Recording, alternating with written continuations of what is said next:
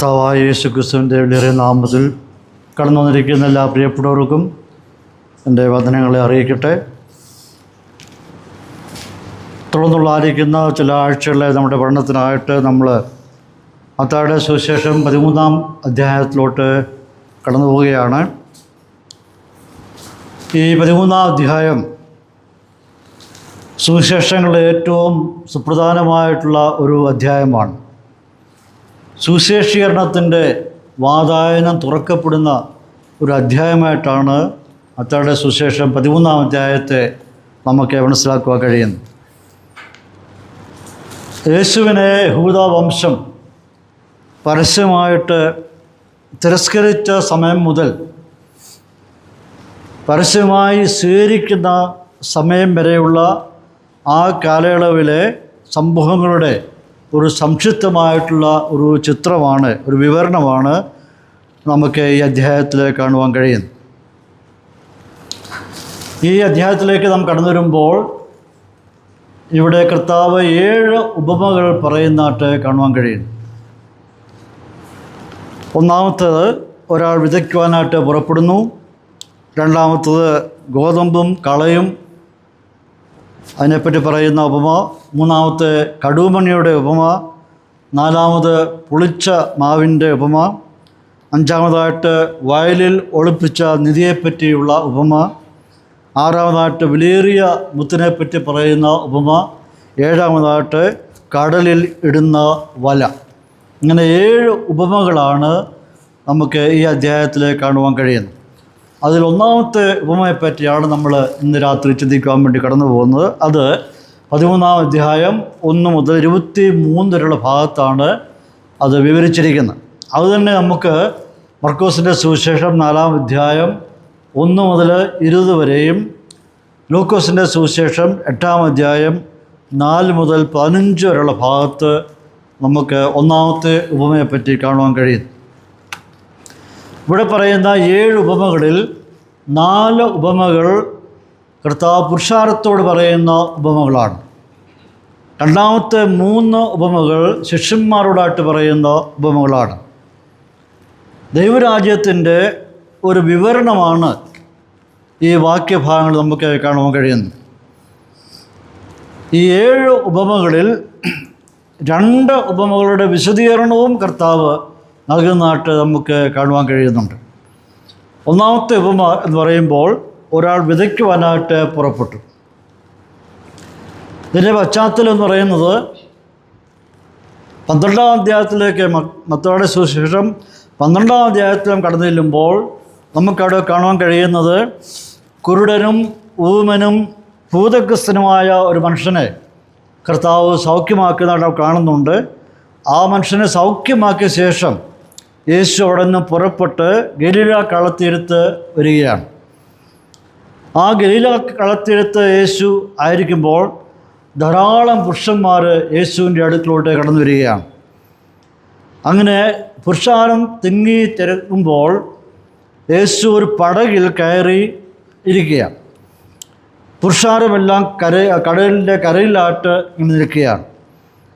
അപ്പോൾ പടകിലിരുന്നു കൊണ്ട് കർത്താവ് 7 ഉപമകൾ അവിടെ വെച്ച് പറയുകയാണ്.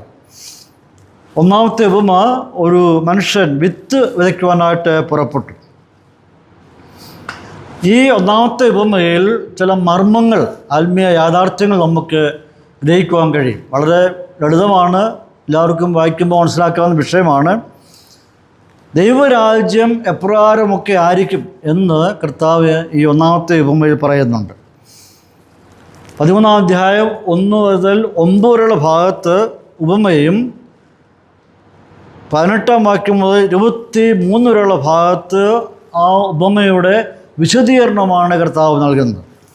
ഇവിടുത്തെ വിഷയം, കർഷകനായിരിക്കുന്ന ഒരു മനുഷ്യൻ വിത്ത് വിതച്ചപ്പോൾ 4 സ്ഥലങ്ങളായിട്ട് വിത്തുകൾ വീഴുന്നതായിട്ട് കാണുവാൻ കഴിയുന്നു.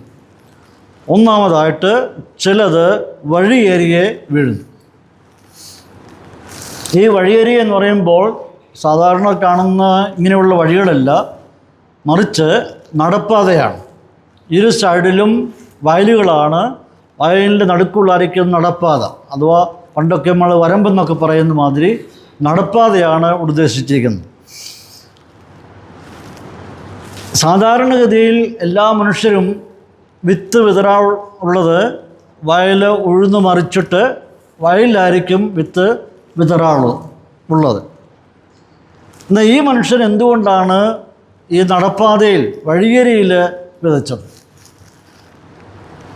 മനഃപൂർവ്വം ഈ മനുഷ്യൻ വിത്ത് അവിടെ വിതച്ചതാണോ അതോ അറിയാതെ വീണതാണോ? നമുക്ക് ഭാഗത്തു നിന്ന് അറിയാൻ പറ്റുന്നില്ല.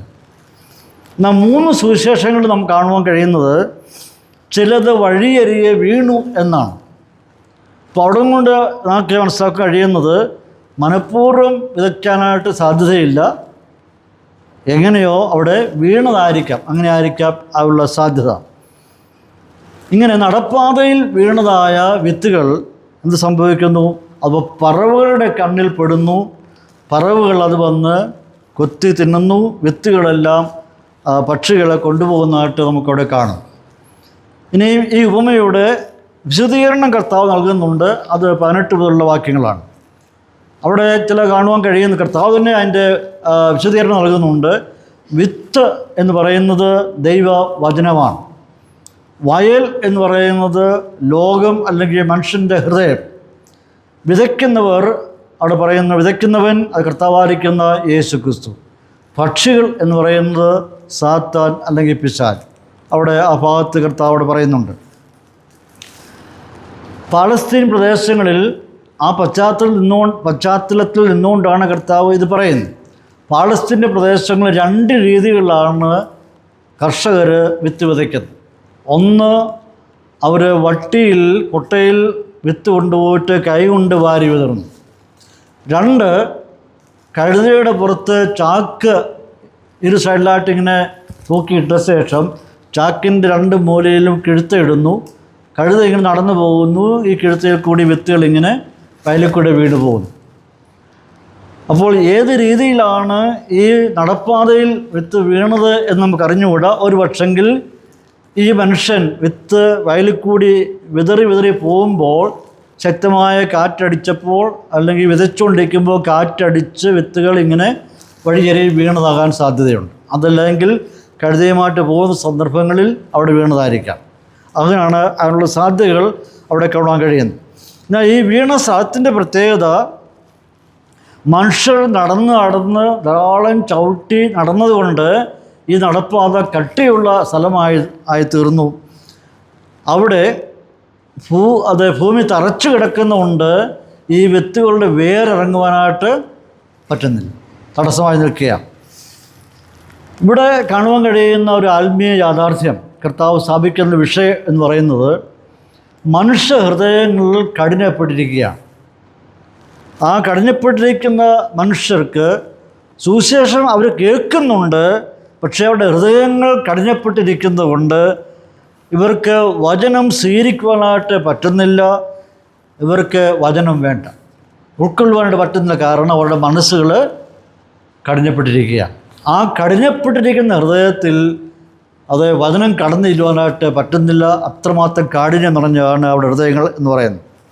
ഇപ്പോൾ വചനം ഹൃദയത്തിൽ കടന്നു ചെല്ലുവാൻ കഴിയാത്ത നിലയിൽ അവർ അവരുടെ ഹൃദയത്തെ കഠിനമാക്കി, ആ കഠിനമാക്കിയ ആ സ്വഭാവത്തിൻ്റെ ഉടമകൾ അവർ തന്നെയാണ്. അവരാണ് കഠിനമാക്കിയിരിക്കുന്നത്. വേറെ ആരും കഠിനമാക്കിയതല്ല, അവർ തന്നെ അവരുടെ ഹൃദയങ്ങളെ കഠിനമാക്കിയിരിക്കുകയാണ്. നമുക്കൊരു കാര്യം മനസ്സിലാക്കുവാൻ കഴിയുന്നത്, സാത്താൻ ഒരു കാലത്തും മനുഷ്യഹൃദയങ്ങളിൽ വചനം ക്രിയ ചെയ്യുവാനായിട്ട് അനുവദിക്കത്തില്ല.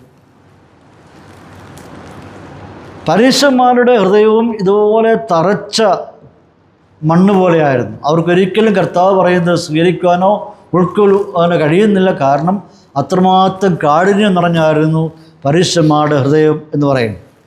2 കൊരിന്ത്യർ 4-ാം അധ്യായത്തിൻ്റെ 3-4 വാക്യങ്ങളിലേക്ക് നാം കടന്നു വരികയാണെങ്കിൽ അവിടെ നമുക്ക് കാണുവാൻ കഴിയുന്നുണ്ട്, ദൈവപ്രതിമയായ ക്രിസ്തുവിൻ്റെ തേജസ്സുള്ള സുവിശേഷത്തിൻ്റെ പ്രകാശനം ശോഭിക്കാതിരിപ്പാൻ ഈ ലോകത്തിന് ദൈവം എന്ത് ചെയ്തു? അവിശ്വാസികളുടെ മനസ്സ് കുരുടാക്കി എന്ന് വായിക്കണം. അപ്പോൾ ദൈവവചനം അവിശ്വാസികളിൽ ക്രിയ ചെയ്യാതിരിക്കുവാനായിട്ട് എന്തു ചെയ്യുന്നു? സാത്താൻ അവരുടെ ഹൃദയത്തെ കഠിനമാക്കി. അപ്പോൾ കഠിനമായിരിക്കുന്ന ഹൃദയങ്ങളിൽ ഒരിക്കലും ദൈവം ഇറങ്ങിച്ചെന്ന് കിളുത്ത് വളരുവാനായിട്ട് പറ്റുകയില്ല. ഒരാത്മാവ് പോലും രക്ഷിക്കപ്പെടുവാനായിട്ട് സാത്താൻ സമ്മതിക്കുകയില്ല. കാരണം രക്ഷപ്പെട്ടാൽ ഒരു ആത്മാവ് രക്ഷപ്പെടുകയാണെങ്കിൽ അത് സാത്താന് വരുന്നതായിരിക്കുന്ന പരാജയമാണ്. അപ്പോൾ അതുകൊണ്ട് രക്ഷിക്കപ്പെടാതിരിക്കുവാനായിട്ട് എല്ലാ ഉപായങ്ങളും തന്ത്രങ്ങളും എപ്പോഴും സാത്താൻ ഇങ്ങനെ സൃഷ്ടിച്ചുകൊണ്ടേയിരിക്കും. അപ്പോൾ വചനം എടുത്ത് കളയുക എന്നുള്ളതാണ് സാത്താന്യ പദ്ധതി എന്ന് പറയുന്നത്. പ്രിയപ്പെട്ടവരെ, സഭ ഭൂമിയിൽ ഉള്ളിടത്തോളം കാലം സുവിശേഷം പ്രസംഗിച്ചുകൊണ്ടേയിരിക്കും.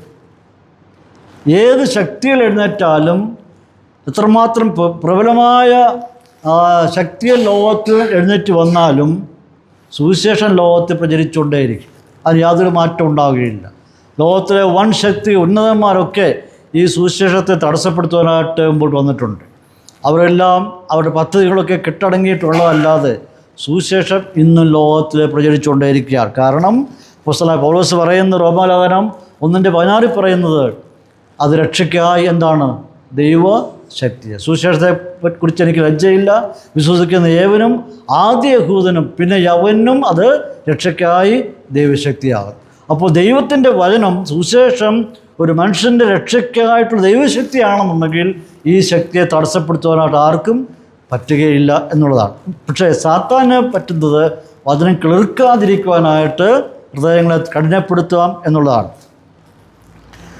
സഭാചരിത്രം നാം പഠിക്കുകയാണെന്നുണ്ടെങ്കിൽ 1-ാം നൂറ്റാണ്ടിൽ സഭ സ്ഥാപിതമായ അന്ന് മുതൽ ഇന്ന് വരെയുള്ള ചരിത്രം പഠിക്കുമ്പോൾ സഭയിൽ ധാരാളം ദുരുപദേശങ്ങൾ ഇങ്ങനെ വന്നുകൊണ്ടേയിരുന്നു. സഭയെ വളരെ തളർത്തിക്കളഞ്ഞു. ഒരുപാട് ദുരുപദേഷ്ടന്മാർ സഭയിൽ കടന്നു വന്ന് സഭയുടെ അന്തരീക്ഷമാകെ തകർന്നിട്ടുണ്ട്. ഇന്നും നാം വസിക്കുന്ന ഈ ആത്മീയ മണ്ഡലത്തിൽ ഇന്നും ദുരുപദേഷ്ടന്മാരിങ്ങനെ കടന്നുകൊണ്ടേയിരിക്കുകയാണ്. അവരൊക്കെ എന്തു ചെയ്യുന്നു? ഒരുപാട് മോഹന വാഗ്ദാനങ്ങൾ നൽകുന്നു. ഇങ്ങനെ സുവിശേഷത്തിൽ നിന്ന് മനുഷ്യൻ്റെ ശ്രദ്ധയെ മാറ്റിക്കൊണ്ടു പോകുന്നു. അപ്പോൾ ഈ കാലം വന്ന് സുവിശേഷത്തിൻ്റെ ഭാഷ തന്നെ അങ്ങ് മാറി. പണ്ട് കാലങ്ങളിൽ സുവിശേഷം ഒക്കെ പ്ലെയിനായിട്ടായിരുന്നു. എന്നാൽ ആ ഭാഷ തന്നെ ഇപ്പോൾ മാറിയിരിക്കുകയാണ്. ഇത് പുതുമയൊന്നുമല്ല. മനുഷ്യൻ ഉടലെടുത്ത ആ കാലം മുതൽ തന്നെ ദൈവത്തിൽ നിന്ന് മനുഷ്യനെ അകറ്റുക എന്നുള്ളതായിരുന്നു സാത്താന്യ പദ്ധതി. സാത്താൻ എങ്ങനെയാണ് ഹവ്വായെ വഞ്ചിച്ചത്? ഉപായത്താൽ എന്തു ചെയ്യുന്നു? സാത്താൻ അവളെ വലിച്ചിഴച്ചുകൊണ്ട് പോകുന്നതായിട്ട് കാണുന്നുണ്ട്. അവിടെ എന്തൊക്കെയാണ് നൽകുന്നത്? അവളോട് പറയുകയാണ്, തിന്മാൻ നല്ലതാണ്, കാണാൻ നല്ലതാണ്, ജ്ഞാനം പ്രാപിപ്പാൻ കാമ്യം. ഇങ്ങനെയുള്ള മോഹന വാഗ്ദാനങ്ങൾ നൽകി ദൈവപാതയിൽ നിന്ന് വലിച്ച് ഇഴച്ചുകൊണ്ട് പോവുകയാണ്. സാത്താൻ പറയുകയാണ്, കുഴപ്പമൊന്നുമില്ല, പ്രശ്നമൊന്നും ഉണ്ടാകത്തില്ല, സാരമില്ല. പക്ഷേ കൊണ്ടെത്തിച്ചത് എവിടെയായിരുന്നു? ഭയാനകമായിരിക്കുന്ന ഒരു പരാജയത്തിലാണ് അവരെ കൊണ്ട് എത്തിച്ചത് എന്നുള്ളത് നമുക്ക് കാണുവാൻ കഴിയുകയാണ്. പ്രിയപ്പെട്ടവരെ, ഇന്ന് സുവിശേഷം വഴിമാറിപ്പോയിരിക്കുകയാണ്. അതായത് രക്ഷ വിശ്വാസത്താലാണ് എന്നുള്ളത് വഴിമാറിപ്പോയി. രക്ഷ യേശുക്രിസ്തുവിലൂടെയാണ് എന്നുള്ളത് വഴിമാറിപ്പോയി. വിശ്വാസത്താലുള്ള നീതീകരണം വഴിമാറിപ്പോയി. സബ്ജക്റ്റ് കംപ്ലീറ്റ് മാറിയിരിക്കുകയാണ്. ഇതൊക്കെയാണ് രക്ഷയുടെ മൂലമായിട്ടുള്ള വിഷയങ്ങൾ, പ്രധാനപ്പെട്ട വിഷയങ്ങൾ ഇതൊക്കെയാണ്. ഈ പദങ്ങളൊന്നും ഇല്ലാതെ അനുഗ്രഹങ്ങൾ എന്ന് പറഞ്ഞുകൊണ്ട് അവരെ ഇങ്ങനെ ദൈവത്തിൻ്റെ സത്യവചനത്തിൽ നിന്ന് വഴിതിരിച്ച് മാറ്റിക്കൊണ്ടു പോവുകയാണ്. പ്രിയപ്പെട്ട ഒരു കാര്യം ഓർക്കണം, സുവിശേഷത്തിന് പകരമായിട്ട് വേറെ ഒന്നും ദൈവം സ്ഥാപിച്ചിട്ടില്ല. സുവിശേഷത്തിന് സുവിശേഷം മാത്രം. നിങ്ങൾ ഭൂലോകമൊക്കെയും പോയി സകല സൃഷ്ടിയോടും പ്രസംഗിപ്പിൻ, അതല്ലാതെ അതിന് പകരം വേറൊന്ന് ദൈവം ഒരിക്കലും സ്ഥാപിച്ചിട്ടില്ല. അഥവാ യേശുക്രിസ്തു എന്ന നാമമല്ലാതെ വേറൊരു നാമവും ലോക മനുഷ്യർക്ക് നൽകിയിട്ടില്ല എന്നുള്ളതാണ്. കർത്താവായ യേശുക്രിസ്തു കൂടി അല്ലാതെ ഒരു ജഡവും ഒരു കാലത്തും രക്ഷിക്കപ്പെടുക ഇല്ല എന്നുള്ളതാണ് വസ്തുത. ഇന്ന് നടക്കുന്ന എന്താണ്? പൗലോസ് പറയുന്നുണ്ട്, കർണരസമാകുമാറ് സ്വന്തം മോഹങ്ങൾക്കനുസരിച്ച് സത്യത്തിന് ചെവി കൊടുക്കാതെ കെട്ടുകഥകൾ കേൾക്കുന്ന സമയത്തിലോട്ട് ജനം വന്നിരിക്കുകയാണ്. എന്തെല്ലാം വിധത്തിലായിരിക്കുന്ന ഐറ്റംസാണ് ഇന്ന് നമുക്ക് കാണാൻ കഴിയുന്നത്, എന്തെല്ലാം അവതാരങ്ങളാണ്, ഏതെല്ലാം രീതിയിലാണ് ഇന്ന് ലോകത്തിൽ നടക്കുന്നത്. ഇവിടെ കർത്താവ് പറയുന്നത് എന്ത് ചെയ്യുന്നു? വിത്ത് വിതച്ചത് എവിടെയാണ് വീണത്? വഴിയരിയിൽ വീണു. അത് വേർ ഊന്നുവാൻ കഴിഞ്ഞില്ല. കാരണം കഠിനപ്പെട്ട് കിടക്കുകയാണ്. വഴി നടന്ന് ഭൂമി കഠിനപ്പെട്ടിരിക്കുന്നതുകൊണ്ട് അത് കിളിർക്കുവാനായിട്ട് പറ്റുകയില്ല. മനുഷ്യൻ്റെ ഹൃദയങ്ങൾ കഠിനപ്പെട്ടിരിക്കുന്നതുകൊണ്ട് ഈ വചനങ്ങൾ അത് കിളിർത്ത് വളരുവാനായിട്ട് പറ്റത്തില്ല. രണ്ടാമതായിട്ട് പറയുന്നത്, ചിലത് പാറസ്ഥലത്ത് മണ്ണില്ലാത്ത ഇടത്ത് വീണു. രണ്ടാമത് എന്ത് ചെയ്യുന്നു? പാറസ്ഥലത്ത് മണ്ണില്ലാത്ത ഇടത്ത് വീണു എന്ന് കാണും. ഇവിടെ പാറ എന്ന് പറയുന്നത് വ്യാപിച്ചു കിടക്കുന്ന പാറപ്പുറമല്ല. നാം ചിലപ്പോൾ യാത്ര ചെയ്യുമ്പോൾ പാറക്കെട്ടുകൾ കാണും, വ്യാപിച്ചു കിടക്കുന്ന പാറക്കെട്ടുകളുണ്ട്. അങ്ങനെയുള്ള സ്ഥലത്തല്ല, മറിച്ച് മണ്ണിനടിയിലുള്ള പാറക്കെട്ട് തന്നെയാണ്. ഇവിടെ ഒരു പക്ഷെങ്കിൽ ചുണ്ണാമ്പ് പാറകളായിരിക്കാം, അല്ലെങ്കിൽ സാധാരണയുള്ള പാറകളായിരിക്കാം. ഈ പാറക്കെട്ടിൻ്റെ ഉൾപ്പരപ്പിൽ അധികം മണ്ണില്ല. പാറ മൂടിക്കിടക്കുകയാണ്, പക്ഷേ മുകളിൽ അധികം മണ്ണ് ആ പാറപ്പുറത്തില്ല. ഈ വിത്തുകൾ കിളിർത്ത് താഴോട്ട് ചെന്ന് പാറക്കെട്ടിന് മുകളിൽ ഇങ്ങനെ വേരുകൾ നിൽക്കുക. പിന്നെ ആഴത്തോട്ട് പോകാനായിട്ട് വേരുകൾക്ക് സാധിക്കുന്നില്ല. കാരണം അല്പം മാത്രമേ ഉള്ളൂ മണ്ണ്, അതിൽ മാക്സിമം വേരിറങ്ങി പിന്നെ പോകാനായിട്ട് പറ്റുന്നില്ല. ഇനി ആഴത്തോട്ട് ഈ ചെടികളുടെ വേരുകൾ പോകാനായിട്ട്, ഗോതമ്പിൻ്റെ വേരുകൾ പോകാനായിട്ട് പറ്റുന്നില്ല. സാധാരണ ഒരു കർഷകർ ചെയ്യുന്നത് കല്ലുകളും കട്ടകളും പാഴ്ചെടികളും എല്ലാം പറിച്ച് കളഞ്ഞിട്ട് വൃത്തിയാക്കിയ സ്ഥലത്താണ് അവർ വിത്തുകൾ വിതയ്ക്കാറുള്ളത്. ഇവിടെയും ഒരു പക്ഷെങ്കിൽ ആ മനുഷ്യൻ അങ്ങനെ ആയിരിക്കാം ചെയ്ത്, അവൻ്റെ പുരകളെല്ലാം വൃത്തിയാക്കിയിട്ടായിരിക്കാം വിത്തുകൾ അവൻ വിതച്ചത്. പക്ഷെ എന്ത് സംഭവിച്ചു? കാലാവസ്ഥ മാറുകയാണ്. സൂര്യപ്രകാശം ശക്തമായി അടിച്ചു. ഇത് കെളുത്തു വന്നു. സൂര്യപ്രകാശം ശക്തമായി അടിച്ചു. ചൂടിൻ്റെ കഠിനമായി വന്നപ്പോൾ വേറെ ആഴത്തിലോട്ട് ചെല്ലാൻ പറ്റാതിരിക്കുന്നതുകൊണ്ട് ആ പാറയുടെ ഉപരിതലങ്ങളിൽ മാത്രം അല്പം മാത്രം മണ്ണുള്ളിടത്ത് മാത്രം നിൽക്കുന്നതുകൊണ്ട് ശക്തമായ ചൂടടിച്ചപ്പോൾ എന്ത് ചെയ്യുന്നു? ഈ ചെടി പെട്ടെന്ന് ഉണങ്ങിപ്പോയി. കാരണം വെള്ളവും സംഭരിക്കാൻ പറ്റുന്നില്ല, ആഴത്തിലോട്ട് വേരുമില്ല. അതുകൊണ്ട് ശക്തമായ ചൂടടിച്ചപ്പോൾ ഈ ചെടികൾ ഉണങ്ങിപ്പോയി എന്ന് കാണാൻ കഴിയുന്നു. ഇത് പെട്ടെന്ന് വന്നു, പെട്ടെന്ന് പോയി. വളർച്ച കാണുമ്പോൾ പെട്ടെന്ന് വളർന്നു വന്നു, പക്ഷെങ്കിൽ ശക്തമായ ചൂടടിച്ചപ്പോൾ അത് പൂർണ്ണമായിട്ട് ഉണങ്ങിപ്പോയി. നല്ല വളർച്ച ഉണ്ടായിരുന്നു എന്നുള്ളത് ശരിയാണ്, നല്ല ആരോഗ്യം ഉണ്ടായിരുന്നു എന്നുള്ളത് ശരിയാണ്, കാഴ്ചയ്ക്ക് ഭംഗിയായിരുന്നു അതും ശരിയാണ്. ബാഹ്യമായി നോക്കുകയാണെങ്കിൽ ഒരു കുറവും നമുക്ക് പറയാനായിട്ട് ഇല്ല. എന്നാൽ അവിടെ വായിക്കുന്നത് കരിഞ്ഞുപോയി എന്നാണ് വായിക്കുന്നത്. വാടിപ്പോയിരുന്നെങ്കിൽ നമുക്ക് വെള്ളമൊഴിച്ച് നേരെ നിർത്താമായിരുന്നു. പക്ഷെ അവിടെ പറഞ്ഞിരിക്കുന്നത് യഥാർത്ഥ ഭാഷയിൽ പറഞ്ഞിരിക്കുമ്പോൾ അത് വെയിലടിച്ച് കരിഞ്ഞുപോയി എന്നാണ് അവിടെ കാണാൻ കഴിയുന്നത്. കരിഞ്ഞാൽ പിന്നെ എന്ത് ചെയ്യാൻ പറ്റും? കരിഞ്ഞു പോയെങ്കിൽ പിന്നെ നമുക്കൊന്നും ചെയ്യാൻ പറ്റുകയില്ല.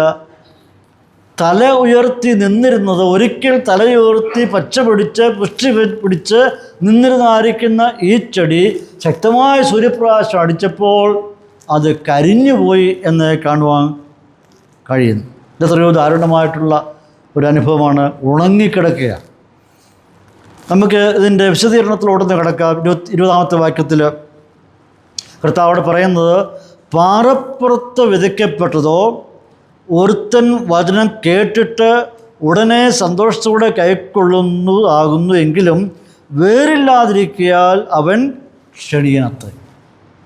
കേട്ടു, വിതയ്ക്കപ്പെട്ടു, കേട്ടു, സന്തോഷത്തോടെ അവൻ സ്വീകരിക്കുന്നു, വളർന്നു വരുന്നു. പക്ഷെങ്കിൽ വേരില്ലാതിരിക്കുന്നതുകൊണ്ട് എന്ത് സംഭവിച്ചു?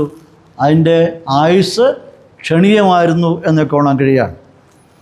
ഇവിടെ നമുക്ക് ചിന്തിക്കേണ്ടായിരിക്കുന്ന വിഷയം, ഈ മനുഷ്യർ സുവിശേഷം കേട്ടപ്പോൾ അവർ വികാരഭരിതരായി തീർന്നു. ആനന്ദം കൊണ്ട് നിറഞ്ഞു, സന്തോഷം കൊണ്ട് നിറഞ്ഞു, ഭയങ്കരമായ സന്തോഷം, ഭയങ്കരമായിട്ടുള്ള ആവേശം. ഈ സുവിശേഷം അഥവാ ദൈവത്തിൻ്റെ വചനം, ഈ വചനം, ഈ പറയുന്ന സുവിശേഷത്തിൻ്റെ വചനം ഈ മനുഷ്യൻ്റെ ഹൃദയങ്ങളിൽ ആഴമായി കടന്നു ചെന്നിട്ടില്ല. ആദ്യം കേട്ടപ്പോൾ വളരെ സന്തോഷവും ഉത്സാഹവും ഉന്മേഷവും ഉണ്ടായി. പക്ഷേ എന്ത് സംഭവിച്ചില്ല? ഈ വചനത്തിൻ്റെ വേരുകൾ ഇവൻ്റെ ഹൃദയത്തിൻ്റെ ആഴങ്ങളോട്ടൊരിക്കലും ചെന്നിട്ടില്ല. ആദ്യമായി കേട്ടപ്പോൾ ഉണ്ടായ ആ ബാഹ്യമായ പ്രകടനങ്ങൾ മാത്രമായിരുന്നു. അതായത് ആ മനുഷ്യൻ്റെ ചിന്താമണ്ഡലത്തിൻ്റെ ഒരു മൂലയ്ക്ക് മാത്രമേ ചെന്നിട്ടുള്ളൂ. ആഴങ്ങളോട്ട് പോകാനായിട്ട് പറ്റിയിട്ടില്ല. പൂർണ്ണമായി ഈ വേരുകൾ ആഴങ്ങളോട്ട് കടന്നു ചെല്ലുന്നതിന് മുമ്പ് ഇവൻ എന്ത് ചെയ്തു? ആവേശം കൊണ്ട് നിറഞ്ഞു. അങ്ങനെയുള്ള ആൾക്കാരെ കാണാൻ കഴിയുന്നുണ്ട്. പക്ഷെ ദൈവത്തിൻ്റെ മർമ്മങ്ങൾ, ദൈവത്തിൻ്റെ സുവിശേഷ സത്യങ്ങൾ മനുഷ്യ ഹൃദയത്തിൻ്റെ ആഴങ്ങൾ ചെന്ന് പരിവർത്തനത്തിന് വിധേയമാകാതെ ബാഹ്യമായി കേട്ടപ്പോഴേക്കും ഭയങ്കര ആവേശവും ഉത്സാഹവുമായി തോന്നും. അതായത് ഉപരിതലത്തിൽ മാത്രം നിൽക്കുക, ആഴങ്ങളോട്ട് പോകാനായിട്ട് കഴിയാതെ വേരുകൾ ഇങ്ങനെ നിൽക്കുക. ഇവരുടെ ഒരു പ്രത്യേകത എന്ന് പറയുന്നത്, ഈ മനുഷ്യരുടെ പ്രത്യേകത, ഇവർക്ക് യാതൊരു എതിർപ്പും ഉണ്ടാവുകയില്ല, പരാതി ഉണ്ടാവുകയില്ല. പെട്ടെന്ന് ചില മാറ്റങ്ങൾ അവർക്കുണ്ടാകും. പെട്ടെന്നുണ്ടാകുന്ന വൈകാരികമായിട്ടുള്ള പ്രതികരണങ്ങൾ അവരിലുണ്ടാകും. പക്ഷെ താൽക്കാലികം മാത്രമാണ്. നടന്ന മാറ്റങ്ങളെല്ലാം ഉപരിതലങ്ങളിൽ മാത്രം ഉണ്ടായ മാറ്റങ്ങളായിരുന്നു, അഥവാ വൈകാരിക തലങ്ങളിൽ മാത്രം ഉണ്ടായ മാറ്റങ്ങളായിരുന്നു. ഹൃദയത്തിൻ്റെ ആഴങ്ങളിലോട്ട് പോകാനായിട്ട് പറ്റിയില്ല. അവരോട് ചോദിക്കുവാണെങ്കിൽ അവർ പറയും, നിങ്ങൾ പറയുന്നതെല്ലാം ശരിയാ, സഹോദരൻ പറഞ്ഞത് ശരിയാ, ഞാനത് സ്വീകരിക്കുന്നു, അംഗീകരിക്കുന്നു. പ്രാർത്ഥനയ്ക്ക് വിളിച്ചാൽ അവർ വരും, കൂട്ടായ്മയ്ക്ക് വരും, കൊടുക്കുകയും ചെയ്യും. പിന്നെ വിരോധവുമില്ല, പിണക്കുമില്ല, വൈരാഗ്യമില്ല, വളരെ സന്തോഷം. അവരെ കണ്ടാൽ നമുക്ക് തിരിച്ചറിയാൻ പറ്റുകയില്ല. എന്നാൽ ഇവിടെ പറയുന്ന ഈ മനുഷ്യൻ്റെ പ്രത്യേകത ശ്രദ്ധിക്കണം. ജീവൻ നൽകുന്ന ദൈവത്തിൻ്റെ വചനം എന്ത് സംഭവിച്ചിട്ടില്ല? അവൻ്റെ ഹൃദയത്തിൻ്റെ ആഴങ്ങളിൽ പോയി വേരൂന്നി ഉറയ്ക്കുവാനായിട്ട് സമ്മതിച്ചില്ല. അതിൻ്റെ കാരണം എന്ന് പറയുന്നത്, അവൻ്റെ ഹൃദയത്തിൻ്റെ ഉപരിതലം എന്താണ്? പാറക്കെട്ടുകൾ മാത്രം. ബാഹ്യമായിട്ട് കൊള്ളാം, പക്ഷേ ആഴത്തിൽ പാറക്കെട്ടുകൾ കൊണ്ട് കിടക്കുക. അതിനകത്തോട്ട് ഒരിക്കലും ദൈവവചനം ചെല്ലുവാനായിട്ട് പറ്റുന്നില്ല. വചനം ഊന്നുവാനായിട്ട് കഴിയുന്നില്ല. വചനം കടന്നു ചെന്ന് പ്രവർത്തിക്കാത്തതിനാൽ ഈ മനുഷ്യനിൽ അനുതാപവുമില്ല, പശ്ചാത്താപവുമില്ല, കുറ്റബോധമില്ല, ഭാവബോധമില്ല, തകർച്ചയുടെ അനുഭവമില്ല, കരച്ചിലുമില്ല, നഷ്ടബോധവുമില്ല, ഒന്നുമില്ല. അവൻ പതിവ് പോലെ കൂളായിട്ട് നടക്കുകയും ചെയ്യുന്നു. ഒരു മാറ്റവും നമുക്ക് കാണാൻ കഴിയുന്നില്ല. അങ്ങനെ ഒത്തിരി ആൾക്കാരെ കാണാൻ കഴിയുന്നുണ്ട്. ഈ മനുഷ്യരുടെ ഹൃദയത്തിൻ്റെ ചിന്താഗതി, അവരുടെ ചിന്താഗതി എന്ന് പറയുന്നത്, അവരെ സംബന്ധിച്ചിടത്തോളം ആത്മീയത എന്ന് പറയുന്നത് എപ്പോഴും സന്തോഷത്തോടെ ഇരിക്കുക, എപ്പോഴും സമൃദ്ധിയിൽ ജീവിക്കുക, എപ്പോഴും ആരോഗ്യത്തോടെ ഇരിക്കുക. അവരുടെ ആത്മീയതയെപ്പറ്റി ഇവർക്ക് വ്യത്യസ്തമായിരിക്കുന്ന കാഴ്ചപ്പാടുകളാണ്. എന്താണ് ആത്മീയത എന്ന് ചോദിച്ചാൽ അവർക്ക് പ്രത്യേകിച്ചൊന്നും എടുത്തു പറയാൻ തക്കണയില്ല. ഇവരുടെ ഉള്ളിലെ ഒരു താല്പര്യം എന്ന് വെച്ചാൽ, നിങ്ങളുടെ വന്നാൽ എനിക്കെന്ത് കിട്ടും? ഇങ്ങനെയുള്ള ആൾക്കാരുണ്ട്. ഞാൻ വന്നാൽ എനിക്ക് എന്ത് കിട്ടും? ഒരിക്കൽ കർത്താവിനോട് ശിഷ്യന്മാർ ചോദിച്ചു, ഞങ്ങൾ സകലവും വിട്ട് നിന്നെ അനുഗമിച്ചു, ഞങ്ങൾക്ക് എന്ത് കിട്ടും? അവരും ചോദിച്ചു, സകലവും വിട്ടു എന്ത് കിട്ടുമെന്ന് ചോദിച്ചു.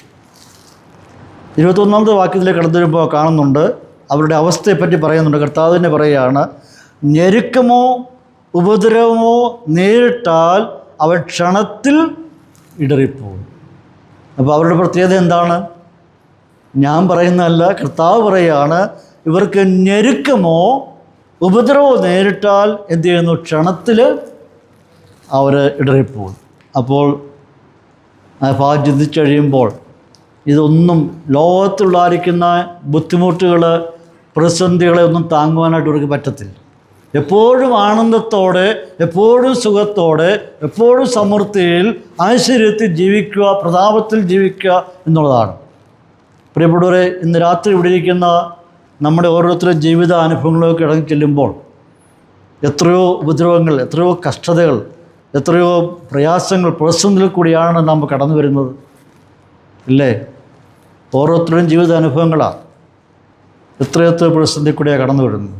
എങ്കിലും നാം വേലത്തോടെ നിൽക്കുക. കാരണം പൗലോസ് പറയുന്ന പോലെ, കർത്താവായ യേശു ക്രിസ്തുവിൻ്റെ സ്നേഹത്തിൽ എന്നെ വേർപിരിക്കുന്നത് അങ്ങനെയുള്ള ആയിരിക്കുന്നു. ഉറപ്പേറിയ, ആഴമേറിയ ധൈര്യവും പ്രത്യാശ ഉണ്ടെങ്കിൽ മാത്രമേ നമുക്ക് മുമ്പോട്ട് പോകാൻ പറ്റുകയുള്ളൂ. അല്ലാത്തതെല്ലാം ഇടറി തകർന്ന് തരിപ്പണമായി തീരും എന്നുള്ളത് കാണുവാൻ കഴിയുകയാണ്.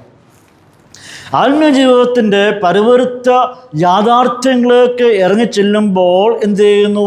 അവർ ഇടറിപ്പോകുന്നു എന്ന് വായിക്കുക. എന്നുവെച്ചാൽ അവർ പിന്മാറിപ്പോകും, തകർന്നു പോകുന്നു. ഒരു കാര്യം നാം മനസ്സിലാക്കണം. സുവിശേഷ സത്യങ്ങൾ, ദൈവത്തിൻ്റെ വചനങ്ങൾ യഥാർത്ഥമായ ഹൃദയത്തിൽ കൈക്കൊണ്ട് വേരൂന്നി ഇറങ്ങിയിരിക്കുന്ന വ്യക്തിയെ സംബന്ധിച്ചിടത്തോളം ആ വ്യക്തിക്ക് അവൻ ആയിരിക്കുന്ന സ്ഥലത്ത് നിന്ന് കാൽവറി വരെ ഒരു യാത്രയുണ്ട്. എവിടെയാണോ അവൻ്റെ ആത്മീയ യാത്ര ആരംഭിച്ചത് അവിടെ മുതൽ കാൽവറിയിലേക്കൊരു യാത്രയുണ്ട്. ആ കാൽവറിയിലേക്കുള്ള യാത്രയിൽ വന്നു സംഭവിക്കുന്ന എല്ലാ പ്രതിസന്ധികളെ നേരിടുവാനായിട്ട് കഴിയുന്നുവെങ്കിൽ, തങ്കുറ്റത്തോടുകൂടി അഭിമുഖീകരിക്കുവാൻ കഴിയുന്നുവെങ്കിൽ, ധൈര്യത്തോടെ നേരിടുവാൻ കഴിയുന്നുവെങ്കിൽ നാം ജയിച്ചു. നമുക്കെല്ലാവർക്കും കാൽവറി വരെ യാത്രയുണ്ട്. നാം എല്ലാവരും യാത്രയിലാണ്. ഈ വഴിയാത്രയിൽ ധാരാളം പ്രശ്നങ്ങൾ, പ്രതിസന്ധി കൂടി കടന്നു പോകും. അതിനെ അഭിമുഖീകരിക്കാൻ കഴിയുന്നുവെങ്കിൽ നാം വിജയത്തിലോട്ടുള്ളായിരിക്കുന്ന കുതിപ്പാണ് എന്നുള്ളത് നമുക്കിവിടെ കാണുവാൻ കഴിയും. ഇവിടെ ഈ മനുഷ്യനും ഇടറിപ്പോയി എന്ന് കാണുവാൻ കഴിയുന്നു. മൂന്നാമതായിട്ട് ഒരു ഗ്രൂപ്പിനെ കാണുവാൻ കഴിയുന്നത്, ചിലത് മുള്ളിനിടയിൽ വീണു. രണ്ടാം വാക്യത്തിൽ ചിലത് മുള്ളിനിടയിൽ വീണു. ഇവിടെ വിത്ത് വിതയ്ക്കുന്ന സമയം ഭൂമി നന്നായി കിടക്കുകയായിരുന്നു. ഇവിടെ വിതച്ച വിത്ത് വളരുന്നതിനനുസരിച്ച് എന്തു ചെയ്തുകൊണ്ടിരുന്നു? മുള്ളും അതിനോടൊപ്പം വളർന്നുകൊണ്ടിരുന്നു. വിതയ്ക്കുമ്പോൾ ഭൂമി നന്നായി കിടക്കുകയായിരുന്നു. വിതച്ചു കഴിഞ്ഞപ്പോൾ അതിനോട് കൂടി മുള്ളും കൂടി അങ്ങ് വളരുവാൻ ആരംഭിച്ചു. മുള്ള് വളരും തോറും എന്ത് ചെയ്യുന്നു? ഈ ചെടിയെ മുള്ളുകൾ വന്നങ്ങ് ഞെരുക്കി നിർത്തുക. മുമ്പോട്ട് പോകാനായിട്ട് പറ്റുന്നില്ല.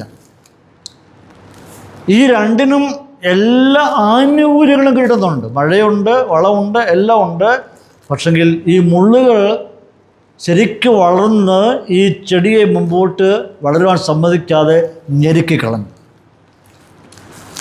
ഈ മുള്ളുകൾ വളർന്നു പോകുന്നതുകൊണ്ട് വേണ്ടത്ര സൂര്യപ്രകാശം ഈ നെൽമണികൾക്ക് കിട്ടുന്നില്ല, അഥവാ ഈ വിത്തുകൾക്ക് കിട്ടുന്നില്ല. മുള്ളുകളെല്ലാം ചുറ്റുപാട് വ്യാപിച്ചു കിടക്കുകയാണ്. ചെടിയെ ഞെരുക്കി ഒതുക്കിക്കളയാണ്. ഒരു കാരണവശാലും ഈ ചെടിയെ മുമ്പോട്ട് വളരുവാനായിട്ട് സമ്മതിക്കുന്നു. പക്ഷെ നമ്മൾ കണ്ടു കാണുമായിരിക്കും, ഈ തുടലി മുള്ളുകളൊക്കെ നമ്മുടെ പുരയിടത്തിൽ ഇങ്ങനെ വളർന്നു കിടക്കുന്നത്. നമ്മൾ നട്ടിരിക്കുന്ന ചെടിയോ വൃക്ഷത്തൈകളോ ഒന്നും അത് മുമ്പോട്ട് പോകാനായിട്ട് സമ്മതിക്കുകയില്ല. മുള്ളുകളിങ്ങനെ മൂടിക്കിടക്കുക. ഒരു കാരണവശാലും ഇതിന് സൂര്യപ്രകാശം കിട്ടുകയില്ല, വളവും കിട്ടുകയില്ല, വളർച്ചയുമില്ല. ഇങ്ങനെ മുരടിച്ച് നിൽക്കുക. അതുപോലെ തന്നെ ഈ ചെടികളും വളരുവാൻ സമ്മതിക്കുന്നില്ല. ഇവിടെ കർത്താവ് ഇതിൻ്റെ വിശദീകരണം 22-ാമത്തെ വാക്യത്തിൽ പറയുന്നുണ്ട്.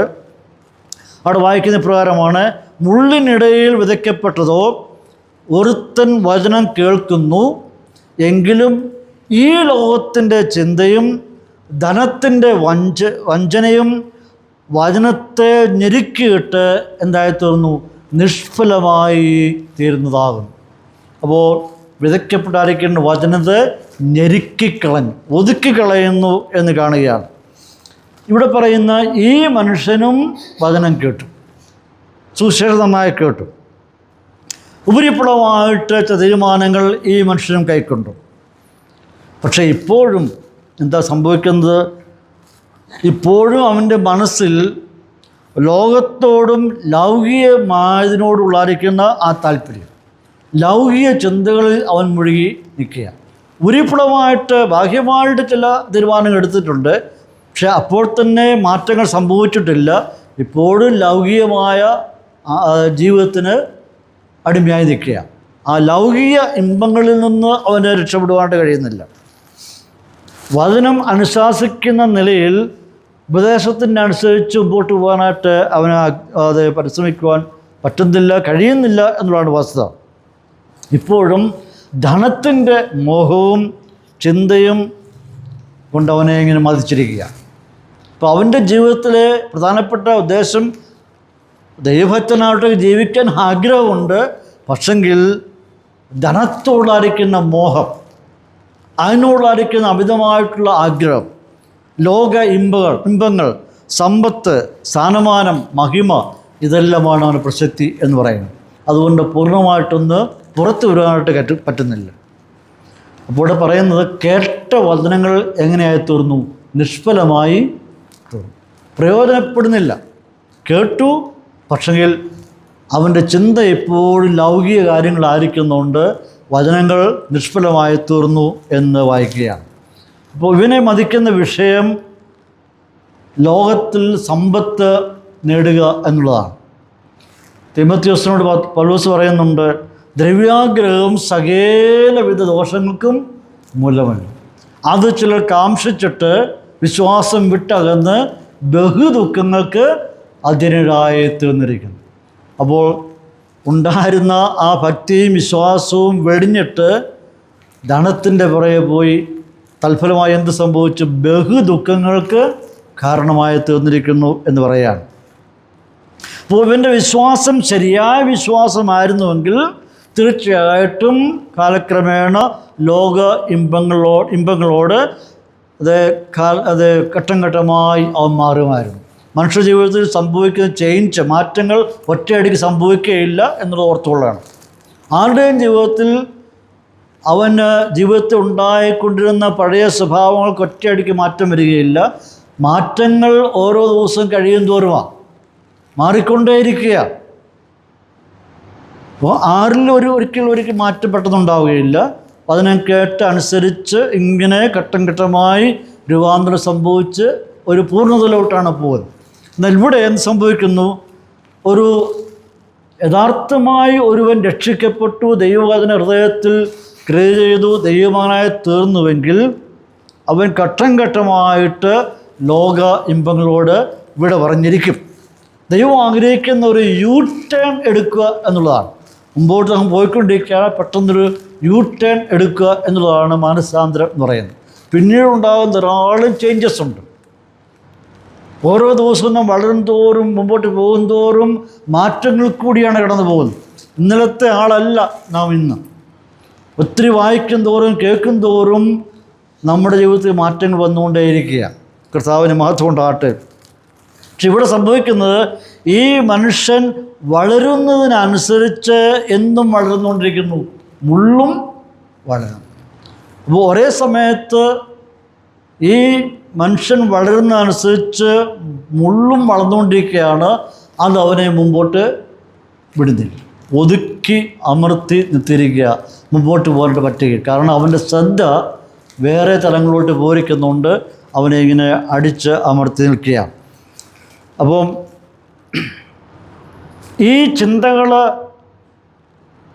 ലൗകിക ചിന്തകൾ അവൻ മാറ്റിക്കളയുന്നില്ലെങ്കിൽ അവനിൽ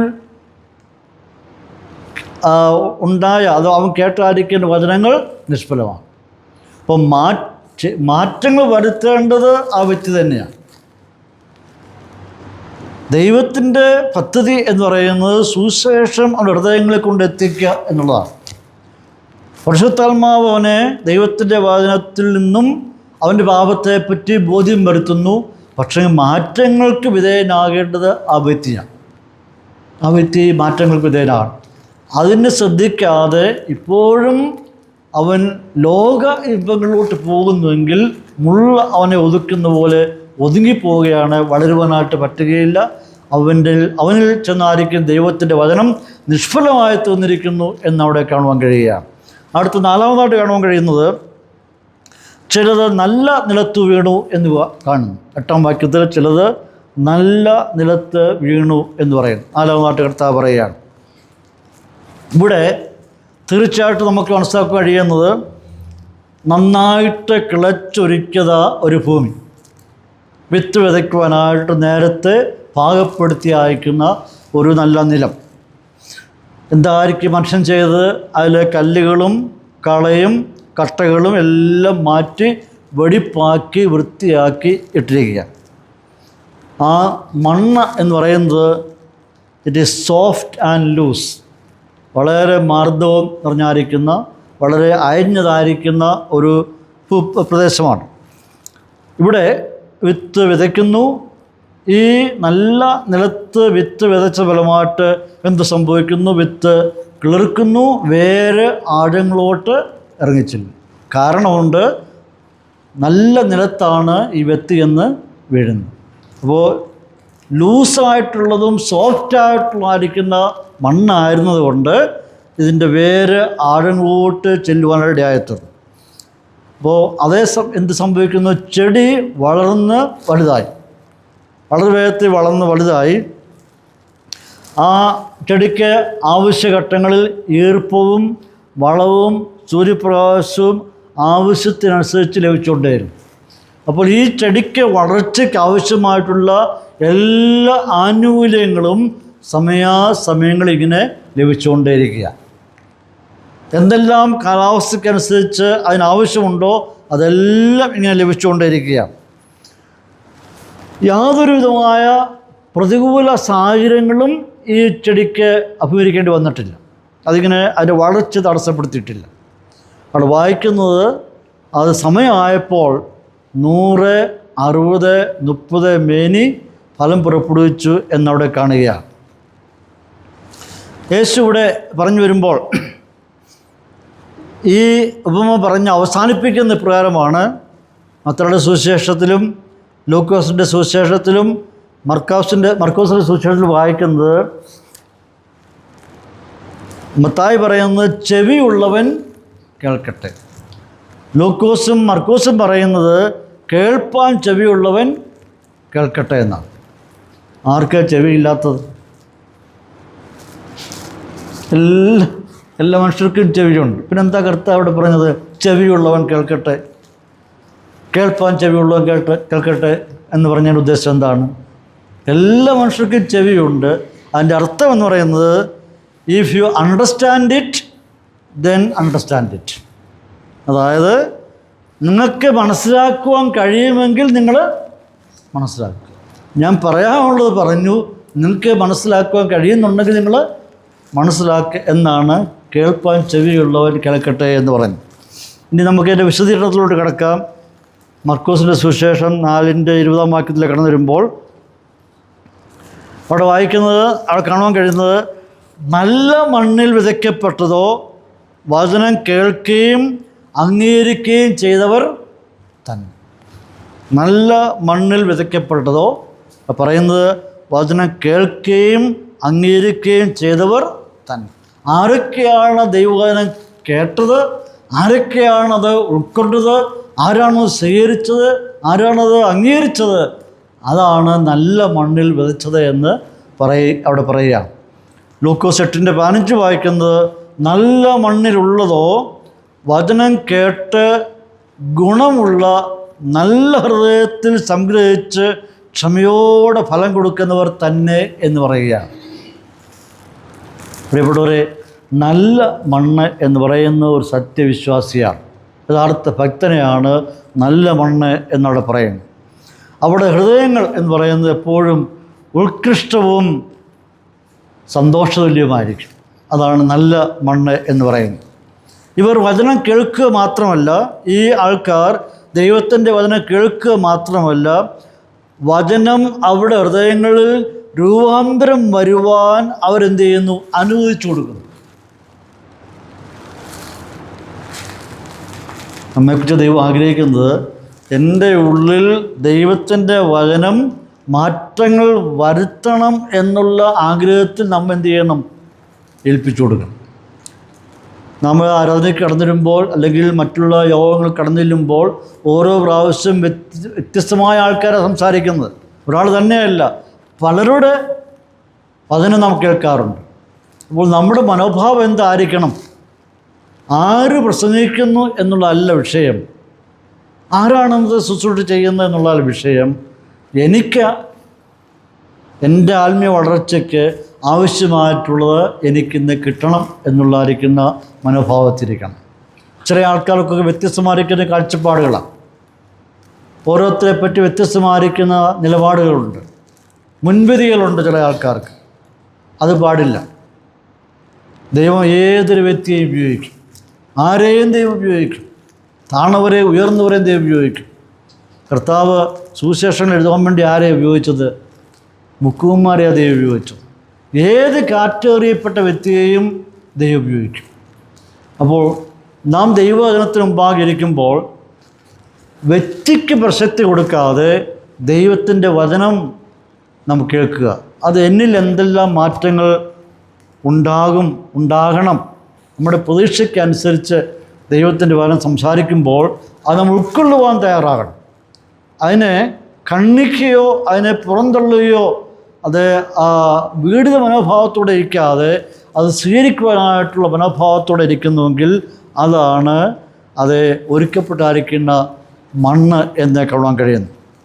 അപ്പോൾ ഓരോ പ്രാവശ്യം ദൈവത്തോട് സംസാരിക്കുമ്പോൾ എന്നിൽ ചില മാറ്റങ്ങൾ, രൂപാന്തരങ്ങൾ, വളർച്ചയ്ക്ക് ഒക്കെ പ്രയോജനമായി തീരട്ടെ എന്നുള്ള മനോഭാവത്തോടുകൂടി, ഓപ്പൺ മൈൻഡോടുകൂടി നാം ഇരിക്കുന്നുവെങ്കിൽ തീർച്ചയായിട്ടും നമുക്കത് അനുഗ്രഹമായി തീരും. ഇവിടെ ഉപദേശങ്ങൾ സ്വീകരിക്കുക, വചനം അനുസരിക്കുക, അതായത് ക്രിസ്തീയ സ്വഭാവം ജീവിതത്തിൽ രൂപപ്പെടുത്തിയെടുക്കുവാനായിട്ട് താല്പര്യം ഉള്ളവർ ആയിരിക്കണം. ഒരു നല്ല ഭൂമി, നല്ലൊരു ഹൃദയം, നല്ലൊരു മനസ്സ് നമുക്കുണ്ടെങ്കിൽ നമ്മുടെ ജീവിതത്തിൽ ഘട്ടം ഘട്ടമായി മാറ്റങ്ങൾ ഉണ്ടാകാൻ വേണ്ടിയായിത്തീരും. ഇവിടെ കർത്താവ് നൽകുന്നവർക്ക് ആശയം എന്ന് പറയുന്നത്, നാം നടത്തുന്ന നിക്ഷേപങ്ങൾക്ക് ഒരു നല്ല വരുമാനം ഉണ്ടാകും എന്ന് കർത്താവോട് സ്ഥാപിക്കുക. നാം എന്തെല്ലാം ചെയ്യുന്നുണ്ടോ അതിനൊരു നല്ലൊരു നിശ്ചിതമായിട്ട് വരുമാനം ലഭിക്കും എന്നുള്ളതാണ്. നാം എന്ത് ചെയ്താലും ഒരിക്കലും അത് നിഷ്ഫലമായി തീരുകയില്ല.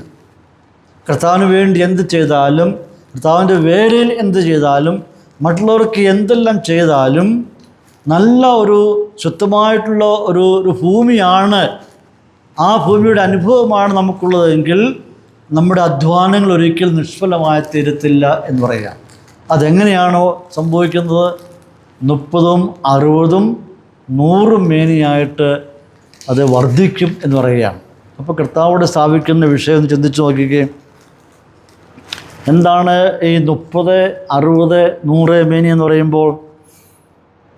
ഒരു നെൽച്ചെടിയിൽ, ഒരു കതിരിൽ, ഒരു നെൽച്ചെടി ഇങ്ങനെ വളർന്നു പോകുന്നു, അതിൻ്റെ ഒരു കതിരിൽ എത്ര നെൽമണികളുണ്ട് എന്നതിൻ്റെ അടിസ്ഥാനത്തിലാണ് വിളവ് തീരുമാനിക്കുന്നത്.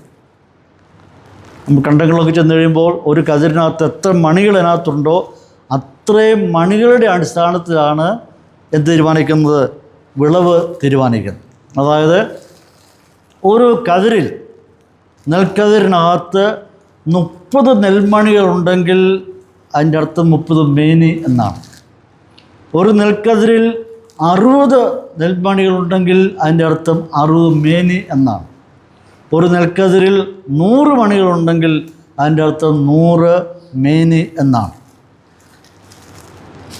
ഇപ്പോൾ ഇവിടെ കർത്താവ് പറയുന്നത്, ഈ വിതച്ചാരിക്കുന്ന വിത്തുകളൊന്നും നിഷ്ഫലമായി തീർന്നിട്ട് ഇല്ല. ഓരോ